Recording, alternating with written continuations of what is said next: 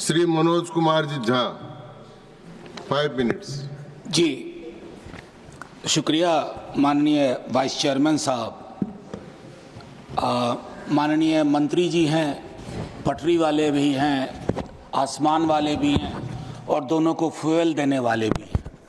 3 महत्वपूर्ण महकमा हमारे समक्ष हाजिर है।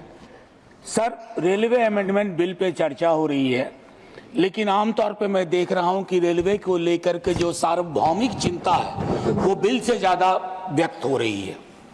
तो मैं 2-4 चीज़ें उसमें, माननीय उपसभापति जी, सबसे पहले तो हमें ये जानना होगा कि भारतीय रेल की हमारी अवधारणा क्या है। मैं 3 फिल्में ले रहा हूँ। पाकीज़ा, जिसमें ट्रेन बोलती है, आप पाकीज़ा में बार बार ट्रेन का सीक्वेंस आना वो कई चीज़ों के प्रतीक के रूप में इस्तेमाल हुआ है।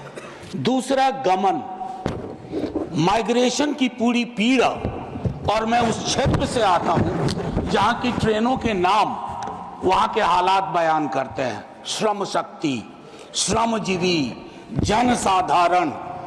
वंदे भारत अभी तक हमारी किस्मत में आया नहीं है। मैं कुछ बातें, माननीय उपसभापति महोदय, और एक फिल्म है कुली, उसके भी क्या निहितार्थ थे हम सब वाकिफ हैं। तो भारतीय रेल के साथ कम से कम इस सदन में कई लोग ऐसे होंगे जिनके जीवन के उतार चढ़ाव के साथ भारतीय रेल का ताल्लुक रहा है। मैं उनमें से एक हूं। अपनी जिंदगी के हर पड़ाव पे भारतीय ट्रेन ने मुझे सुकून भी दिया है और मुझे सोचने समझने की शक्ति भी दी है, खिड़की के पास बैठ करके।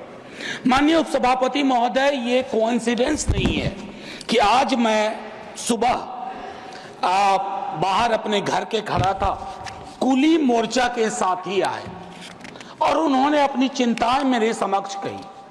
हम सब ने कुंभ का बहुत जिक्र किया। प्रयागराज स्टेशन पे जो पारंपरिक रूप से काम करने वाले कुली थे, उनको दरकिनार करके आउटसोर्सिंग की गई। पूरा दस्तावेज है सर, सौंप भी दूंगा।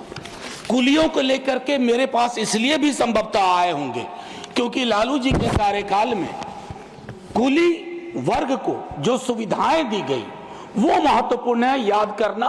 बाकी नव उदारवाद ने कई प्रस्थापनाएं बदल दी हैं। लोकल फॉर वोकल की हम बात करते हैं, कुल्हड़ को हमने आखिरी सलाम करके किनारे कर दिया। कुछ चीजें जो मैं कहना चाहूंगा, मैं माननीय मंत्री जी से कहूंगा, do we really require 100% electrification? क्या ये हमारे लिए सबसे बड़ी प्राथमिकता हो? उस रूट पे भी इलेक्ट्रिफिकेशन जहां दिन में सिर्फ एक गाड़ी चलती है यहां से वहां, और मढ़ौरा में जो डीजल इंजन बन रहा है जिसकी कोडल लाइफ 30 ईयर्स है, उसका क्या होगा? अभी भी मढ़ौरा में निर्माण हो रहा है। माननीय मंत्री जी से ब्यूटिफिकेशन पे बहुत खर्च हुआ, अच्छा लगता है, लेकिन एंड यूजर को क्या हासिल हो रहा है खूबसूरत चमचमाती स्टेशन से? क्योंकि मैं देख रहा हूं सर, प्रीमियम ट्रेनों पे जो प्रीमियम है सरकार का वो बाकी ट्रेनों को नहीं है सर। हाल में मैं तमिलनाडु एक्सप्रेस से गया था। माननीय मंत्री जी से मैंने एक दिन लाइटर वेन में आग्रह किया था कि आप अपना प्रशासनिक अमला लेके विजिट मत करो, वेश बदल करके उन ट्रेनों में जाइए। श्रमजीवी, श्रम शक्ति, टीएन एक्सप्रेस, कोई आपको पहचाने नहीं कि आप अश्वनी वैष्णव है, तो आपको फर्क पता चलेगा। माननीय मंत्री जी, IRMS बनाया, लेकिन उसमें 8 सर्विस और जोड़ दी। क्या हासिल हुआ भाई? पुनर्विचार करिए, कुछ फैसले अगर बदलने पड़े। अब इसमें 8 नई सेवाएं हैं। 4 वर्षों से चल रहे सर्विस निगोशिएशन का कुछ हासिलात नहीं हुआ। मेरा मानना है कि पहले का जो रेलवे का था कि 5 बोर्ड मेंबर्स बोर्ड में जो अपना अपना डोमेन नॉलेज लेके आए, उनको उसको बहाल किया जाए। मैनुअल कपलिंग अभी भी क्यों हो रही है कोचेज एंड वैगन्स में, जिससे मौत की आशंकाएं रहती हैं? क्या हम इस परिपाटी को खत्म नहीं कर सकते?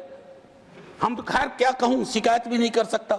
सीवेज में उतर के मरने वाले के लिए आज तक सिवाय आंकड़ों में जोड़ने के हमने कुछ नहीं किया। स्टाफ को लेकर के चिंता है सर। रेलवे बहुत बड़ा एम्प्लॉयर भी था, बहुत बड़ा, one of the biggest employer. और 23 में संभवतः जनवरी के महीने में यही बताया गया कि 3,12,000 नॉन गजेटेड पोस्ट खाली है। उसके लिए हमारी क्या चिंता हुई? समाप्त करें। बस 30 सेकंड और दे दीजिए जी। बस 30 सेकंड। भारतीय रेल के भविष्य का सवाल है, हमारा भी भविष्य जुड़ा हुआ है। और सेफ्टी को लेकर के मेरे कई साथी बोल चुके हैं, मैं उस पर टिप्पणी इसे इतना करना चाहता हूं कि जब कवच की चर्चा हुई, हमने बहुत सारे विजुअल्स देखे, बहुत तरह की बातें देखी, लेकिन उसके बावजूद अगर इस प्रकार की दुर्घटनाएं होती हैं, जैसे उसके लिए एक अकाउंटेबिलिटी मैकेनिज्म, अक्सर हम देखते हैं कि भगदड़ भी हुई यहाँ न्यू दिल्ली रेलवे स्टेशन पे, खबरें आई कि सीसीटीवी ऑफ कर दिए गए।